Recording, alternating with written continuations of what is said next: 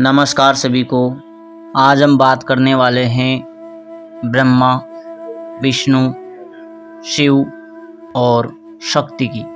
सत्य की हम यहाँ पर बात नहीं करेंगे, सत्य इन चारों से ही अलग हैं। इसलिए अभी हम चारों के बारे में अच्छे से समझ लेते हैं। सबसे पहले हम शुरुआत करते हैं। महेश या शिव संहार के देवता हैं, संहार या प्रलय के देवता हैं। अब जीवन में क्या ये प्रलय लाएंगे? नहीं। इनका मुख्य कार्य है किसी चीज़ का अंत करना। अगर आपके जीवन में समस्याएं हैं, तकलीफ़ें हैं, पीड़ाएं हैं, बाधाएं हैं, तो उनको समाप्त करने के लिए हमें भगवान शिव की उपासना करनी चाहिए। ये हमारे जीवन से समस्याओं को हटाते हैं, समाप्त करते हैं। और इनकी जो पत्नी है वह पार्वती है। पार्वती यानी पर्वत के समान। पर्वत का कार्य है स्थिरता, यानी कि अगर आपके जीवन की सारी समस्याएं समाप्त हो जाए तो आपके जीवन में थोड़ी सी स्थिरता आ जाएगी। वरना समस्याओं के पीछे व्यक्ति भागता फिरता है, कैसे समाप्त होगी, किस प्रकार से हटेगी। लेकिन यहाँ पर शिव आपकी मदद करते हैं। शिव एक प्रकार से अंधकार भी कहा जाता है, शून्य भी कहा जाता है। इनका मुख्य गुण है शून्य, यानी कि किसी भी वस्तु समस्या का अंत करना इनका मुख्य कार्य है। क्योंकि ये प्रलय के देवता हैं। प्रलय का मतलब भी वही होता है कि सब कुछ समाप्त कर देना। यह जीवन से दुख पीड़ाओं को समाप्त करते हैं, इसलिए इनको कल्याणकारी भी कहा जाता है। क्योंकि जीवन से समस्याएं हट जाती हैं तो जीवन में थोड़ी बहुत स्थिरता आ जाती है। व्यक्ति को लक्ष्य मिल जाता है कि अब हमें क्या करना है, समस्याएं तो ठीक हो गई, हट गई समस्याएं। तो इनकी पत्नी है पार्वती। पार्वती यानी पर्वत के समान, जो स्थिरता लाती हैं जीवन में। थोड़ा सा हम आगे बढ़ते हैं तो आते हैं भगवान विष्णु, जो कि पालन के देवता हैं। अब आपके जीवन से समस्याएं तो हट चुकी हैं। अब आपने कोई लक्ष्य निर्धारित किया है। जो भगवान विष्णु हैं, इनकी पत्नी का नाम है लक्ष्मी। लक्ष्मी यानी कि आपके लक्ष्य की पूर्ति करना। आपके जीवन का जो भी लक्ष्य हैं उसकी ओर आप अग्रसर होंगे, क्योंकि समस्याएं समाप्त हो गई हैं। अब आपको अपना लक्ष्य दिख गया है कि क्या करना है, क्या प्राप्त करना है। उसी लक्ष्य की पूर्ति करती हैं लक्ष्मी। आपको लक्ष्य की भी प्राप्ति हो गई, या फिर आप अभी लक्ष्य की प्राप्ति नहीं हुई है लेकिन उसके लिए आप कार्यरत हैं, प्रयास कर रहे हैं, मेहनत कर रहे हैं, तो आपका जो धर्म है उसकी रक्षा करना भगवान विष्णु का कार्य है। आप किसी कार्य के लिए तत्पर हैं तो आपकी उस तत्परता की रक्षा करने के लिए भगवान विष्णु यहाँ पर आपकी मदद करते हैं। जब आपके जीवन में लक्ष्य प्राप्त हो जाता है तो उस लक्ष्य की लगातार पालना करना, उसकी रक्षा करना भगवान विष्णु का कार्य है, क्योंकि ये पालन के देवता हैं। थोड़ा सा और ऊपर हम बढ़ते हैं। जब हमें लक्ष्य की प्राप्ति हो जाती है तो अगले देव आते हैं ब्रह्मा जी, जिनकी पत्नी का नाम है सरस्वती। सरस्वती यानी कि जब व्यक्ति को लक्ष्य की प्राप्ति हो जाती है तो उसके जीवन में रस आ जाता है, आनंद आ जाता है। क्योंकि जीवन की सभी समस्याएं हल हो जाती हैं तो लक्ष्य व्यक्ति को मिल जाता है, और जब लक्ष्य की प्राप्ति हो जाती है तो व्यक्ति के जीवन में आनंद स्थापित हो जाता है। जब आनंद स्थापित हो जाता है तो व्यक्ति फिर से नया निर्माण करने की सोचता है। एक इच्छा पूर्ण हो गई, अब दूसरी इच्छा उत्पन्न होती है, तो फिर यहाँ पर ब्रह्मा जी की शक्ति वापस काम करने लग जाती है। व्यक्ति नया निर्माण करता है कि अब हमारा लक्ष्य दूसरा है। इस जीवन में केवल लक्ष्य ही चलेगा। एक लक्ष्य पूरा हो गया, दूसरा लक्ष्य पकड़ लीजिए, दूसरा लक्ष्य पूरा हो गया, तीसरा लक्ष्य पकड़ लीजिए। इस प्रकार से व्यक्ति इस जीवन में लक्ष्य की पूर्ति करता चलता है। और सामान्य रूप से अगर हम समझे तीनों ही देवी देवताओं को, तो जो हमारी आँखों की दृष्टि है वह एक शक्ति है, और उस दृष्टि की रक्षा करने वाले देव भगवान विष्णु हैं। और जो दृष्टि दी है ब्रह्मा जी ने दी है। थोड़ा सा हम वापस चलते हैं और बात करते हैं कि हमारे जीवन की समस्याएं हट गई हैं, स्थिरता आ गई है, लक्ष्य की प्राप्ति हो गई है, भगवान विष्णु ने उसकी रक्षा भी की है, तो हमारे जीवन में आनंद स्थापित हो गया है। लेकिन अब थोड़ी सी हटकर बात करते हैं तो जीवन में ऐसी समस्याएं हैं जो समाप्त ही नहीं हो रही हैं, या हमारा कोई लक्ष्य है वो प्राप्त ही नहीं हो रहा है, जीवन में स्थिरता ही नहीं आ रही है। तो फिर हमें ज़रूरत पड़ती है शक्ति की, क्योंकि हम अपने सामर्थ्य से, अपनी योग्यता से जिस लक्ष्य की पूर्ति नहीं कर पा रहे हैं या जीवन की समस्याओं को हटा नहीं पा रहे हैं, तो फिर हमें शक्ति की आवश्यकता पड़ती है। शक्ति का मतलब है सहयोग, सहायता लेना, इच्छा पूर्ति, वरदान में सहायता लेना और कठोर नियम करना, प्रयास करना, मेहनत करना। शक्ति का सीधा सा संबंध है ज़बरदस्ती किसी चीज़ को प्राप्त करना, इच्छा पूर्ति करना। जब ज़बरदस्ती किसी चीज़ को प्राप्त करने की व्यक्ति के भीतर इच्छा होती है तो उसे अतिरिक्त शक्ति की आवश्यकता पड़ती है, जिसे कहा जाता है शक्ति। जीवन की समस्याओं को हटाने के लिए शिव का सहारा लिया जाता है और जीवन का जो कोई समस्या हट नहीं रही है या लक्ष्य प्राप्त नहीं हो रहा है तो हमें लेना पड़ता है सहारा शक्ति का। जब शक्ति से हम उस चीज़ को प्राप्त कर लेते हैं तो फिर वापस विष्णु जी साथ देने लग जाते हैं। हमें विष्णु जी की शक्ति की आवश्यकता पड़ती है ताकि हमें जो प्राप्त हुआ है उसकी वो लगातार रक्षा करे। लेकिन धर्म में हम हैं तो रक्षा तो करते ही हैं। अब थोड़ा सा हम स्थूल जगत के आधार पर समझ लेते हैं। आप जितनी भी सृष्टि देख रहे हैं, जो भी आपको आंखों से दिखाई दे रहा है, सब कुछ ब्रह्मा जी की सृष्टि है। ब्रह्मा जी ने सबको उत्पन्न किया है। हम आप सब ब्रह्मा जी की एक निर्माण शक्ति है। ब्रह्मा जी ने सब कुछ निर्मित किया है, इस स्थूल जगत में भी और सूक्ष्म जगत में भी। स्थूल जगत में आप जितनी भी कुछ देख रहे हैं, पेड़ पौधे, पशु पक्षी, जीव जंतु, जल, अग्नि, वायु, सब कुछ ब्रह्मा जी की निर्माण क्षमता है। सब ब्रह्मा जी ने सृष्टि का निर्माण किया है। अब जो ये सब चीज़ें हैं, इसको लगातार बनाए रखना भी है, क्योंकि जो चीज़ बनी है उसका तो अंत होना ही है, लेकिन उससे पहले उसकी रक्षा भी करनी होती है। तो ब्रह्मा जी का काम सिर्फ सृष्टि करना है, निर्माण करना है। आगे का कार्य भगवान विष्णु का है, यानी कि जो कुछ भी आप देख रहे हैं उनकी रक्षा भगवान विष्णु कर रहे हैं और दूसरा कोई देव या देवी नहीं है जो उस चीज़ की रक्षा करे। और अगर हम थोड़ा सा और आगे बढ़ते हैं तो आती है शक्ति। शक्ति जो ब्रह्मा जी की सृष्टि है उसे यथावत बनाए रखने का कार्य करती है, उसे स्थिर रखने का कार्य करती हैं और भगवान विष्णु उस सृष्टि का पालन करने का काम करते हैं। और शिव की बात की जाए तो उसी सृष्टि, जो सृष्टि निर्मित हुई है, उसका एक समय निर्धारित किया गया है। वही शिव हैं, वही समय है, वही काल है। और ये समय जो निश्चित हैं, व्यक्ति का जब जन्म हुआ है तो वो मृत्यु की ओर अग्रसर होना शुरू हो गया है, यही शिव की शक्ति है। और व्यक्ति लगातार पालन पोषण हो रहा है, आगे बढ़ रहा है, वह भगवान विष्णु की शक्ति है। ब्रह्मा जी ने तो केवल निर्माण कर दिया है हमारा। शक्ति हमें लगातार आगे बढ़ा रही है। शक्ति का काम ही बढ़ाना है और शिव का काम है उसे समाप्त करना। यानी कि हम पैदा हो गए, ब्रह्मा जी ने पैदा कर दिया और हमारा अब जीवन जो भी चलेगा, लंबा समय चलेगा, उसमें हमारी सहायता कर रहे हैं भगवान विष्णु। उनके अलावा कोई ऐसा देव या देवी नहीं है जो हमारी रक्षा कर सके। और शक्ति हमें योग्यता देती है, क्षमता देती है। भगवान विष्णु हमें बनाए रख रहे हैं, हमारी रक्षा कर रहे हैं। हमारी वाणी की रक्षा भी भगवान विष्णु ही कर रहे हैं। हमारी आंखों की दृष्टि की रक्षा भी भगवान विष्णु ही कर रहे हैं। हमारी जो सुनने की क्षमता है उसकी भी रक्षा भगवान विष्णु ही कर रहे हैं। लेकिन जो सुनने की क्षमता है वह शक्ति है, देखने की जो क्षमता है वह शक्ति है, बोलने की जो क्षमता है वह शक्ति है। और इसी बीच में भगवान शिव की भी शक्ति काम कर रही है, लेकिन धीरे धीरे काम कर रही है। एक समय ऐसा आएगा जब हमारी वाणी भी खत्म हो जाएगी, हमारा शरीर भी खत्म हो जाएगी, हमारी ध्वनि सब कुछ खत्म हो जाएगा। लेकिन ये हो गई एक प्रकार से स्थूल जगत की बात। स्थूल जगत में आप जितने भी चीजें देख रहे हैं, जीव जंतु, पेड़ पौधे, पशु पक्षी, यहाँ तक कि घास या पत्थर, वो सब कुछ भगवान ब्रह्मा ने बनाया है, ब्रह्म ने बनाया है। ब्रह्म की ही ये सृष्टि है और उसकी रक्षा जो कर रहे हैं वह भगवान विष्णु हैं। उनकी वजह से ये रक्षा हो रही है।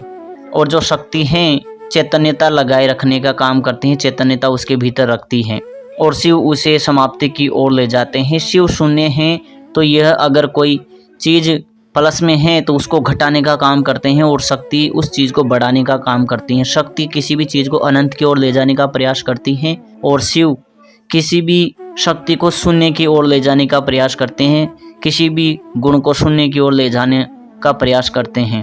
अब थोड़ा सा हम सूक्ष्म जगत में चलते हैं, क्योंकि ये हमारा जो शरीर है उसकी भी एक टाइम है, एक लिमिट है। एक सीमा है, वो सीमा समाप्त होते ही हम शरीर को छोड़ देंगे या स्थूल शरीर का अंत हो जाएगा। तो अगला आता है सूक्ष्म जगत। स्थूल जगत से सूक्ष्म जगत की ओर अब हम चलने का प्रयास कर रहे हैं, समझने का प्रयास कर रहे हैं। जो सूक्ष्म जगत है उसी में भी हम ऐसे ही रहेंगे, बस फर्क है कि हमारे पास स्थूल शरीर नहीं रहेगा।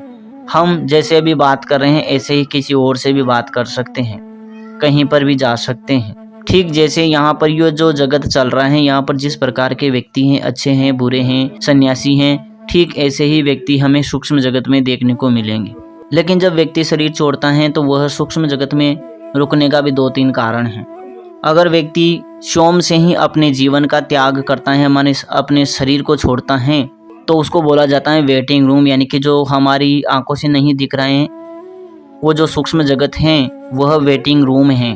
क्योंकि मान लो अगर किसी व्यक्ति की आयु 60 साल है या 70 साल है, 80 साल है, जो निर्धारित आयु हैं, जो शिव के अनुसार निर्धारित आयु हैं, जो व्यक्ति का समय है, उससे पहले अगर उसकी अकाल मृत्यु होती है तो उसको वेटिंग रूम में रुकना पड़ेगा। वेटिंग रूम यानी कि जो सूक्ष्म जगत है उसमें उसको रुकना पड़ेगा जब तक उसकी आयु पूरी नहीं होती है। इसे सरल भाषा में समझे तो अगर व्यक्ति की आयु 80 वर्ष है और वह 40 वर्ष में ही अपने आप को समाप्त कर लेता है या एक्सीडेंट वगैरह हो जाता है, तो 40 में अगर उसकी मौत हो गई लेकिन 80 उसकी उम्र थी तो 40 वर्ष उसे सूक्ष्म जगत में भटकना पड़ेगा। यही कर्म का सिद्धांत है, क्योंकि अभी ऊपर से वेरीफाई हुआ नहीं है कि इस व्यक्ति को लेके आना है, लेकिन ये अकाल मृत्यु हो गई, किसी कारणवश व्यक्ति समाप्त हो गया। तो ऐसी स्थिति में या फिर अगर मान लो किसी ने भी हत्या कर दी किसी की या किसी को मार दिया, तो वो भी वेटिंग रूम में ही रुकेगा जब तक उसका समय पूरा नहीं होता है तब तक। तो जितने भी आप सूक्ष्म जगत में चीज़ें देखते हैं सब कुछ इसी वजह से फंसे हुए हैं, या तो उनकी कोई हत्या हुई है या खुद ने ही उनको समाप्त किया है या फिर किसी एक्सीडेंट की वजह से अपना जीवन समाप्त कर चुके हैं, तो वह सब इसी सूक्ष्म जगत में आपको देखने को मिलेंगे। वह व्यक्ति अच्छे भी हो सकते हैं, बुरे भी हो सकते हैं, संत व्यक्ति भी हो सकते हैं, दुष्ट व्यक्ति भी हो सकते हैं, समस्त प्रकार के व्यक्ति आपको वहाँ पर देखने को मिल सकते हैं। आप इस जगत में जैसे व्यक्ति देख रहे हैं, जैसा स्वभाव देख रहे हैं, सेम वैसा ही स्वभाव आपको सूक्ष्म जगत में देखने को मिलेगा। अब थोड़ा सा हम सूक्ष्म जगत से थोड़ा सा ऊपर उठने की बात करते हैं, क्योंकि हमारे आंखों के सामने कई सारी चीज़ें होती हैं लेकिन हमें दिखाई नहीं दे रही, वही सूक्ष्म जगत है। इसी पृथ्वी पर विचरण करती रहती हैं, वही सूक्ष्म जगत है। और जो हम देख रहे हैं, खुद को भी देख रहे हैं, दूसरों को देख रहे हैं, वो स्थूल जगत है जिसको मृत्यु लोक बोला जाता है। और जो सूक्ष्म जगत है वो अतृप्त लोक हैं, यानी कि उनका समय पूरा नहीं हुआ है तो वो यहीं पर रह गए हैं। जब समय पूरा हो जाएगा तो उनका अगला जन्म हो जाएगा। लेकिन अगर हम थोड़ी सी अलग बात करें कि जिनकी अकाल मृत्यु नहीं हुई है लेकिन उनका समय पूरा हो गया है, तो उनके पास जो दूत हैं, जिनको यम के दूत बोला जाता है, वो आएंगे और उनको बोलेंगे कि आपका टाइम हो चुका है, अब आप यहाँ से चलिए। तो वो उनको यमलोक में ले जाते हैं। यमलोक में जो आपने कहानियों में पढ़ा है वो भी सही है, आपके पास जो भी जानकारी है यमलोक की वो बिल्कुल सही है। इसमें कोई भी फेरबदल हम यहाँ पर करना नहीं चाहेंगे। एक प्रकार से देखा जाए तो एक विद्यालय में कई सारे विद्यार्थी हैं और उनका समय पूरा हो गया है, उनकी क्लास पूरी हो गई है। अगर विद्यालय 12वीं तक है तो उसकी 12वीं की टीसी काटने के बाद का नाम पता सब कुछ उसको सामने रखकर पूछा जाता है कि आपका यहाँ का टाइम हो चुका है, आपने कितना अध्ययन किया, आपका व्यवहार कैसा है, उसके अनुसार आपको अब अगले विद्यालय में भेजा जाएगा। आपका कौन सा विषय है, इसी आधार पर, सूक्ष्म आधार पर अगर हम समझे तो व्यक्ति ने कौन सा कर्म किया है उसी के अनुसार उसे अगला जन्म मिलेगा। जो दूत लेने आते हैं तो सीधा वो वहीं पर पहुंचा देते हैं। बात भाषा की जाए तो यमलोक भी एक ही नहीं है, अनेकों सारे यमलोक हैं, अलग अलग स्तर पर अलग अलग लोक हैं। और जिनके अकाल मृत्यु होती है उनको कोई भी लेने नहीं आता है, वो इसी सूक्ष्म जगत में भटकते रहते हैं जब तक उनका समय पूरा नहीं हुआ है। बात कर्म फल की जाए तो यमलोक में सभी के कर्म फल को दिखाया जा सकता है, बताया जा सकता है। यहाँ तक जो व्यक्ति मृत हो चुका है, अगला जन्म भी हो गया हो तो भी उसको बुलाया जा सकता है वहाँ पर यमलोक में। वहाँ पर ऐसी भी क्षमताएं होती हैं। कई बार सुना भी गया है कि कोई व्यक्ति वहाँ से भी वापस आ गया है, तो उसका एक ये कारण होता है कि हो सकता है कोई किसी का नाम गलत हो जाए, संभावना रहती है कि वो गलत व्यक्ति को यमदूत उठाकर ले जाते हैं तो उनको वापस छोड़ना पड़ता है। इसी के आधार पर समाज में भी कई कहानियाँ सामने आती हैं कि कोई व्यक्ति मृत था और वो वापस पुनर्जीवित हो गया। इस प्रकार के आपको दृश्य, ऐसी कहानियाँ सुनने को भी मिल सकती हैं। जो गलती के अनुसार ही ऐसा होता है, और अगर बात की जाए पुनर्जन्म की, तो कई व्यक्तियों को पुनर्जन्म याद रहता है, कईयों को नहीं रहता है। इसका भी एक कारण ये है कि अगर व्यक्ति की आत्महत्या हुई है या एक्सीडेंट हुआ है तो उनको पिछला जन्म याद रहता है, लेकिन जो व्यक्ति यमराज के पास पहुंच गया है उनकी स्मृति को डिलीट कर दिया जाता है और वह व्यक्ति याद भी नहीं रख पाते हैं कि उनका पिछला जन्म कैसा था। अधिकतर वही व्यक्ति पिछला जन्म याद रख पाएंगे जिनका या तो एक्सीडेंट हुआ या आत्महत्या कर ली हो। आत्महत्या वाला व्यक्ति भी, जहाँ तक मुझे मालूम है, आत्महत्या वाले व्यक्ति को भी याद नहीं रहता है पूर्व जन्म। अधिकतर एक्सीडेंट वाले व्यक्ति को ही ऐसी चीज़ें याद रहती हैं जिनका एक्सीडेंट हुआ हो, वही व्यक्ति पूर्व जन्म को जान पाता है, क्योंकि उनकी स्मृति थोड़ी सी एक्सीडेंट की वजह से कट हो जाती है, जिसको चेतना बोला जाता है। वो उनके अगले जन्म में भी उनके भीतर वो चेतना रह जाती है। लेकिन ये 100% में से 1-2% व्यक्ति होते हैं जिनको पूर्व जन्म याद रह पाता है, अन्यथा किसी को भी पूर्व जन्म याद नहीं रह पाता है। तो हम यहाँ पर बात कर रहे हैं सूक्ष्म जगत की। सूक्ष्म जगत के भी अनेकों आयाम हैं। इस जगत में कई सारे ब्रह्मा हो सकते हैं, कई सारे विष्णु हो सकते हैं, कई सारे शिव हो सकते हैं। अगर विज्ञान के आधार पर बात की जाए तो इस ब्रह्मांड में जितने ब्लैक होल हैं उतने शिव हो सकते हैं, और जितने ब्रह्मांड हैं उतने ही उनका रक्षक भी हैं, तो उतने ही भगवान विष्णु भी हो सकते हैं। और अगर वो ब्रह्मांड दिखाई दे रहे हैं तो उन ब्रह्मांडों का निर्माता भी कोई होगा ही सही, इसलिए ब्रह्मा भी कई सारे हो सकते हैं, क्योंकि ये अलग अलग ब्रह्मांड में अलग अलग शिव, अलग अलग विष्णु, अलग अलग ब्रह्मा हो सकते हैं। लेकिन जो सत्य हैं वो सत्य एक ही रहता है, सत्य दो नहीं हो सकता। लेकिन हम यहाँ पर बात कर रहे हैं ब्रह्मा, विष्णु, शिव और शक्ति की। शक्ति का कोई प्रत्यक्ष रूप नहीं है, शिव का भी कोई प्रत्यक्ष रूप नहीं है, और भगवान विष्णु का भी कोई प्रत्यक्ष रूप नहीं है। देखा जाए, मूल रूप से देखा जाए तो ये तत्व हैं, एक शक्ति हैं जो अपना कार्य पूर्ण कर रही है। लेकिन जब बात स्थूल रूप की जाती है तो वही जो मूल शक्ति होती हैं वही व्यक्ति विशेष के रूप में आ जाती हैं, लेकिन वह भी ब्रह्मा जी के द्वारा ही उनकी सृष्टि की जाती है। जितने भी जन्म होंगे, अवतार होंगे, वो ब्रह्मा जी की सृष्टि होती हैं। भगवान विष्णु एक ऐसे देव हैं जो ब्रह्मांड की रक्षा करते हैं। इसको हम थोड़ी देर पहले समझ चुके हैं। जो भी चीज़ें हमें दिखाई दे रही या हमारे शरीर में जो भी चीज़ें हैं उनकी भी रक्षा भगवान विष्णु ही कर रहे हैं। जो भी चीज़ आपको दिखाई दे रही है सब कुछ ब्रह्मा की सृष्टि है और उसकी रक्षा भगवान विष्णु कर रहे हैं। लेकिन वो जो गतिमान है वो शक्ति की वजह से गतिमान है। यहाँ पर एक साथ सभी चीज़ें काम कर रही होती हैं, लेकिन उसे हम देख नहीं पाते हैं। जैसा भौतिक जगत है ठीक वैसा ही सूक्ष्म जगत होता है। सूक्ष्म जगत भी एक व्यवस्था पर काम करता है, वहाँ पर भी व्यवस्था चलती है। जैसे हमारे यहाँ पर स्थूल जगत में अलग अलग समुदाय बने हुए हैं, अलग अलग डिपार्टमेंट, विभाग बने हुए हैं, ठीक वैसे ही सूक्ष्म जगत में भी डिपार्टमेंट बने हुए हैं। वह भी एक व्यवस्था के अनुसार कार्य करते हैं। जिस प्रकार से हमारे इस स्थूल जगत में परिवार हो सकते हैं या परिवार रहते हैं, मित्र रहते हैं, ठीक वैसे ही सूक्ष्म जगत में भी मित्र और परिवार हो सकते हैं और होते हैं। यहाँ पर अगर हम एक अपना छोटा सा उदाहरण जोड़कर समझाने का प्रयास करें तो सूक्ष्म जगत में हमारे जैसे ही व्यक्ति होते हैं, हमारे जैसे ही परिवार हो सकते हैं। अब यहाँ पर हैरानी की बात यह है कि हम अपने ही कमरे में जो शरीर की क्रिया है सूक्ष्म जगत को देखने की, उसके माध्यम से हमने जब देखा तो हमारे ही कमरे में दो औरतें और एक छोटी बच्ची और एक छोटा बच्चा था जो कि आपस में बात कर रहे थे हंसकर। यानी कि अगर इसके आधार पर हम बात करें तो हमारे आसपास भी कई सारे परिवार हो सकते हैं या कई सारी शक्तियां हो सकती हैं। लेकिन जो नकारात्मक शक्तियां होती हैं वो अधिकतर जहां पर व्यक्ति होते हैं वहां पर नहीं रह पाती हैं, क्योंकि आवाज़ें बहुत ज़्यादा आती हैं। और एक सूक्ष्म जगत की बात की जाए तो अगर आप सूक्ष्म जगत में प्रवेश करके एक छोटी सी चीज़ को भी ज़मीन पे गिराते हैं जिसकी आवाज़ होती है तो वह भी आपके कान बहरे कर सकते हैं, इतनी तेज़ वहाँ पर आवाज़ आती है। इसलिए अधिकतर जो सूक्ष्म जगत की चीज़ें वह जिनको हम नेगेटिव बोल सकते हैं वह अधिकतर अंधेरे की जगह रहती हैं या व्यक्तियों से दूर रहती हैं, सुनसान जगह पर रहती हैं जहाँ पर आवाज़ें नहीं होती हैं, ऐसी जगह पर ही वह रहती हैं। लेकिन सूक्ष्म जगत में अच्छी चीज़ें भी हैं, क्योंकि जो हमारे भौतिक जगत में हैं, स्थूल जगत में जैसे अच्छे व्यक्ति हैं, बुरे व्यक्ति हैं, अच्छा स्वभाव वाले हैं, बुरे स्वभाव वाले हैं, ठीक वैसे ही जिनका स्वभाव अच्छा है वो हमारे बीच में हो सकते हैं, हमारे बीच में रह सकते हैं, हमारी बातें सुन सकते हैं। उन्हें हमसे कोई तकलीफ नहीं होती है और हमें भी उनसे कोई तकलीफ नहीं होती है। तकलीफ वही चीज़ें देती हैं जिनका व्यवहार थोड़ा सा अलग होता है, जिनको हम गुशियल प्रवृत्ति का व्यवहार बता सकते हैं।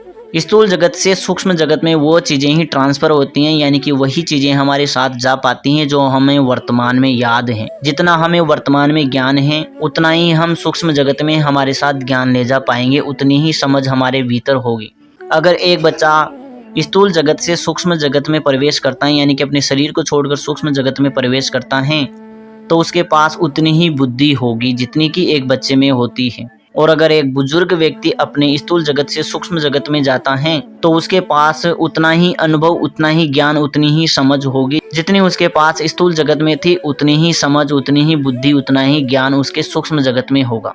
क्योंकि यहाँ पर हमारी चेतना में जितना हमारे पास ज्ञान है, जितनी क्षमताएं हैं या जितनी बुद्धि, जितनी समझ है, उतनी ही हम सूक्ष्म जगत में उपयोग में ले सकते हैं। यही सूक्ष्म जगत का सिद्धांत है। हम पिछले जन्म को अपने साथ नहीं जोड़ सकते हैं क्योंकि वो थोड़ा सा आत्मा का अलग कॉन्सेप्ट है और सूक्ष्म शरीर का अलग विषय है।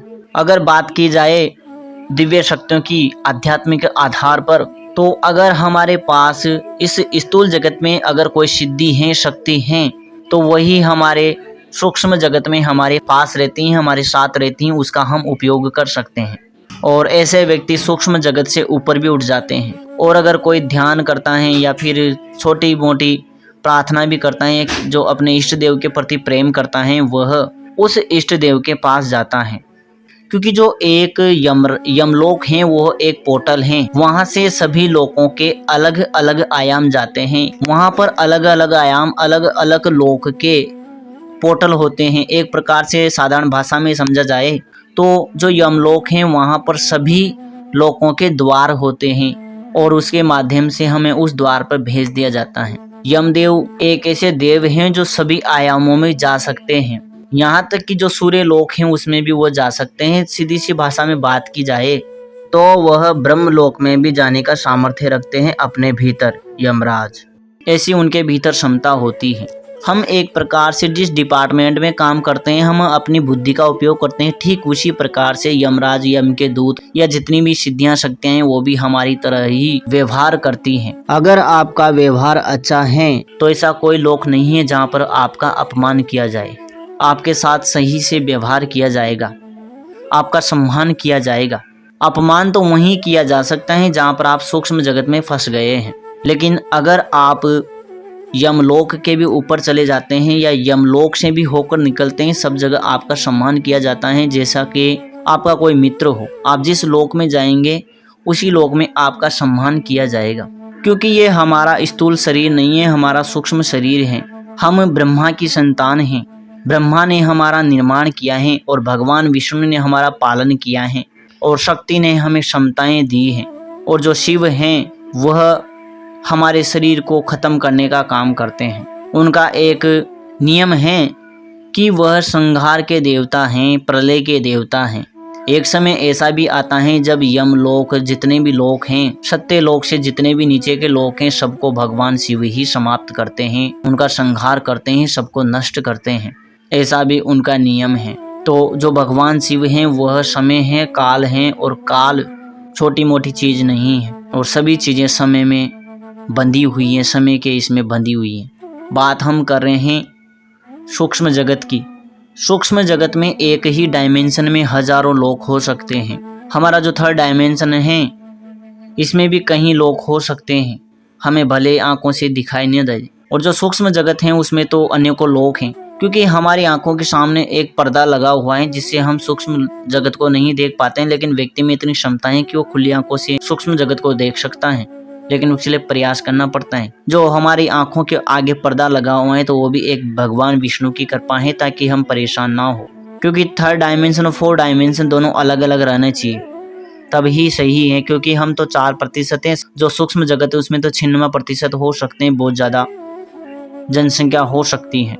और जब वही जनसंख्या हमें खुली आंखों से दिखाई देने लग जाती है तो ये अच्छी बात नहीं है, हमारे लिए भी अच्छी बात नहीं है। इसलिए एक ये ऐसा पर्दा हमारे पर रखा गया है। इस पर्दे को वही तोड़ सकता है जो निडर हो।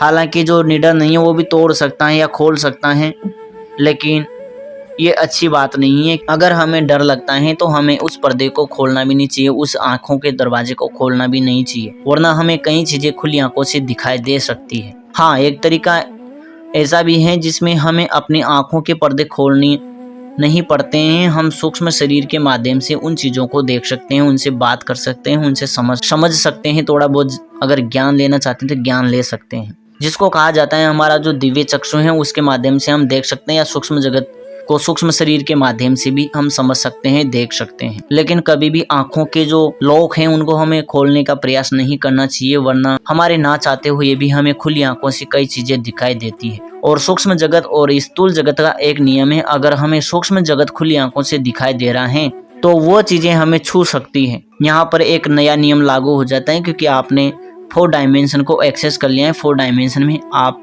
जा सकते हैं, 4 डायमेंशन को आप देख चुके हैं या देख सकते हैं। तो यहाँ पर एक नया नियम लागू हो जाता है कि आप जिन चीज़ों को देख सकते हैं वो आपको छू सकती हैं, आपको थप्पड़ भी मार सकती हैं, यहाँ तक आपका नुकसान भी कर सकती हैं। यह भी एक सूक्ष्म जगत का एक नियम है। आपको धक्का भी मार सकती हैं, क्योंकि आपने अपनी आंखों को, अपने शरीर को ऐसा बना लिया है कि आप थोड़े से सूक्ष्म रूप से जागृत हो गई। ऐसे में ये सही चीज़ नहीं है, इसलिए इस्तेमाल भी नहीं करना चाहिए। लेकिन एक प्रकृति का थोड़ा सा और सिद्धांत है, जिसमें व्यक्ति उनको एक क्षमताएं जन्म से दी जाती हैं, प्रत्येक व्यक्ति को दी जाती हैं। लेकिन कई व्यक्तियों को दिव्य चक्षु की क्षमताएं भी जन्म से ही प्राप्त हो जाती हैं, या तो पूर्व जन्म में कोई साधक रहते हैं या कोई सिद्ध संत रहते हैं तो उनको वो क्षमताएं अगले जन्म में प्राप्त हो जाती हैं। क्योंकि क्षमताएं हमारे सूक्ष्म शरीर के साथ रहती हैं, वो समाप्त नहीं होती हैं, शरीर के साथ समाप्त नहीं होती हैं। इसलिए कई व्यक्ति अपने शरीर को त्यागने के बाद भी कई व्यक्तियों की मदद करते हैं कि उनके पास शक्तियाँ रहती हैं, सिद्धियाँ रहती हैं। और कई व्यक्ति तो ऐसे हैं जो कभी दोबारा जन्म ही नहीं लेते हैं, क्योंकि वो उस तत्व को जान चुके होते हैं जो व्यक्तियों की मदद करते रहते हैं। कई बार तो ऐसा भी देखा गया है कि जो व्यक्ति मृत हो गया है या जिनका शरीर उन्होंने त्याग दिया है, हालांकि ये योगियों में देखा गया है कि जिन्होंने अपना शरीर त्याग दिया है वो कई बार व्यक्तियों के सामने भी आ जाते हैं। पंच तत्वों को शायद नियंत्रण करने की उनके भीतर क्षमता होती है कि वो कई बार व्यक्तियों के सामने भी आ जाते हैं। सूक्ष्म जगत एक विशाल जगत है, विशाल संसार है, जिसको हमें खुली आंखों से देखने का कभी भी प्रयास नहीं करना चाहिए। हालांकि कई विधियां, कई तरीके हैं जिनके माध्यम से हम सूक्ष्म जगत को देख सकते हैं, लेकिन वो उतनी ही खतरनाक भी हो सकती है। और ऐसी विधियां तो हम वैसे करते भी नहीं हैं, और जिनको डर लगता है उनको करना भी नहीं चाहिए, क्योंकि एक प्रकार से जीवन में असंतुलन व्याप्त हो जाता है। जब हमें चीज़ें खुली आंखों से दिखाई देने लग जाती हैं तो कई बार व्यक्ति ये भी फर्क नहीं कर पाता है कि कौन सी चीज़ें 3rd डायमेंशन की है और कौन सी चीज़ें 4 डायमेंशन की है। कई व्यक्तियों को आपने देखा होगा कि वह किसी से अनजाने व्यक्तियों से, अनजानी शक्तियों से बातें करते रहते हैं और लोग उनको पागल समझते हैं। शायद हो सकता है उनके पास ऐसी कोई शक्ति उनके पीछे लग गई हो, जिन्होंने उनके आँखों के चक्रों को खोल दिया हो, आँखों के लॉक को तोड़ दिया हो, तो 24 घंटे ही उनको चीज़ें दिखती रहती हैं। और कई व्यक्ति जिनके जन्म से ही ये शक्ति प्राप्त होती हैं उनको भी ये चीज़ें दिखाई देती हैं। कई व्यक्ति भी दुनिया में ऐसे भी हुए हैं जिनको जन्म से ही चीज़ें दिखाई देती हैं, तो उनको वह छूती भी हैं, परेशान भी करती हैं। ऐसे में हमें फिर सुरक्षा की आवश्यकता पड़ती है। जन्म से जिन व्यक्तियों को कुछ चीज़ें दिखाई देती हैं तो उन्हें फिर सुरक्षा की आवश्यकता पड़ती है, यंत्रों की आवश्यकता पड़ती है। यंत्र नहीं पहनना चाहते हैं तो साधनाओं की आवश्यकताएं पड़ती है। यह है सूक्ष्म जगत। और सूक्ष्म जगत भी भगवान ब्रह्मा की एक सृष्टि है, जो हमारे स्थूल जगत में बनाए हैं वही सूक्ष्म जगत में है। सूक्ष्म जगत में कभी भी आपको कोई जानवर, जीव जंतु नहीं दिखाई देगा। सूक्ष्म जगत, स्थूल जगत में जो व्यक्ति हैं उन्हीं का सूक्ष्म जगत है। सूक्ष्म जगत में कोई जानवर, पशु पक्षी नहीं होता है। सूक्ष्म जगत एक सूक्ष्म शरीर होता है, जिसमें भले ही व्यक्ति के अलग अलग प्रकार हो सकते हैं, स्त्रियों के अलग अलग प्रकार हो सकते हैं, लेकिन वह जानवर वगैरह नहीं हो सकते। क्योंकि जो भौतिक शरीर हैं उसमें भले ही हमें कीड़े मकोड़े, जीव जंतु, पशु पक्षी के रूप देखने को मिले, लेकिन सूक्ष्म जगत में ऐसी चीज़ें देखने को नहीं मिलती हैं। ऐसी चीज़ें तब ही देखने को मिलती हैं जब कोई सिद्ध साधक होता है और अपना रूप बदलने में सक्षम होता है। वही सूक्ष्म जगत में रूप बदलकर कोई सांप बन जाए, कोई पशु पक्षी बन जाए तो वो अलग बात है, वरना सूक्ष्म जगत में कभी भी ऐसी चीज़ें दिखाई नहीं देती हैं। जहाँ तक अगर हम अपने अनुभव की बात करें, आज तक हमने ऐसी कोई जीव जंतु, पशु पक्षी सूक्ष्म जगत में नहीं देखे हैं। स्थूल जगत में तो देखते रहते हैं, लेकिन सूक्ष्म जगत में दिखाई ऐसी चीज़ें नहीं देती हैं। और अगर बात करें कि ऐसी चीज़ें होती हैं तो वह अलग अलग लोक में होती हैं, न कि सूक्ष्म जगत में होती हैं। उनके अलग से लोक होते हैं, वहाँ पर सब चीज़ें वैसी ही होती हैं। कहीं व्यक्तियों के सिर नाग के भी हो सकते हैं, जानवर के भी हो सकते हैं, पक्षी के भी हो सकते हैं। तो उनके वो अलग लोक हैं, वहाँ पर वैसे ही प्राणी, वैसे ही लोग पाए जाते हैं। और सभी का अलग अलग वातावरण होता है, उस वातावरण के अनुसार अलग अलग जीव जंतु हो सकते हैं। यहाँ तक कि जिस अग्नि में कोई जीवित नहीं रहता है, ऐसी अग्नि में भी प्राणी हो सकते हैं और होते भी हैं। अग्नि में भी जीवन हो सकता है, लेकिन विज्ञान के आधार पर अग्नि में कोई जीवन नहीं हो सकता। हालांकि पानी में जीवन होता है, ये तो सभी को पता है, लेकिन सूक्ष्म जगत की अगर हम बात कर रहे हैं तो जितने भी पंच तत्व हैं उनके भीतर भी जीवन हो सकता है। यहाँ तक कि जो चीजें जलाकर नष्ट कर दें वहां पर भी जीवन हो सकता है। अग्नि में भी जीवन रहता है। और जहाँ पर सबसे ज्यादा ठंड रहती है, जहाँ पर कोई जीवित नहीं रह सकता, हजारों करोड़ों तापमान माइनस में हो, वहां पर भी जीवन होता है। ये सूक्ष्म जगत की एक सच्चाई है। सूक्ष्म जगत एक ऐसा जगत है जहाँ पर समस्त प्रकार के प्राणी हो सकते हैं। और लोक की बात की जाए तो लोकों में तो होते ही हैं। सभी की अपनी अपनी क्षमताएं हैं। यहाँ तक कि कुछ स्थूल जगत ऐसे भी हैं जहाँ पर बिना ऑक्सीजन के भी प्राणी जीवित रहते हैं। लेकिन हम बात सूक्ष्म जगत की कर रहे हैं, तो सूक्ष्म जगत में समस्त प्रकार के प्राणी रहते हैं जो सूक्ष्म जगत हैं, लेकिन वहाँ पर स्त्री पुरुष के ही रूप रहते हैं, नर और नारी के ही रूप रहते हैं। लेकिन लोकों की बात की जाए तो वहाँ पर पशु पक्षी भी हो सकते हैं, जीव जंतु भी हो सकते हैं और होते भी हैं। स्थूल जगत से सूक्ष्म जगत की ओर समझने का हमने प्रयास किया है। शिव के माध्यम से समझने का प्रयास किया है, शक्ति के माध्यम से समझने का प्रयास किया है, भगवान विष्णु के आधार पर समझने का प्रयास किया है, और हमने ब्रह्म के आधार पर प्रयास किया है। जितनी भी सृष्टि हुई है सब कुछ ब्रह्म की ही सृष्टि है, ब्रह्मा की ही सृष्टि है। और उस सृष्टि की रक्षा करना भगवान विष्णु का कार्य है, वो रक्षक हैं। और जो शिव हैं उसी सृष्टि का अंत करने के लिए कार्य करते हैं, और शक्ति उस सृष्टि को जीवंत रखने का कार्य करती है। तो ये था शिव, शक्ति, विष्णु और ब्रह्मा के बारे में जानकारी, स्थूल जगत से सूक्ष्म जगत की जानकारी। आशा करता हूँ आपके समझ में आया होगा। फिर भी कुछ रह जाता है तो आप हमें जरूर बताएं। नमः शिवाय, नमः श्री काली।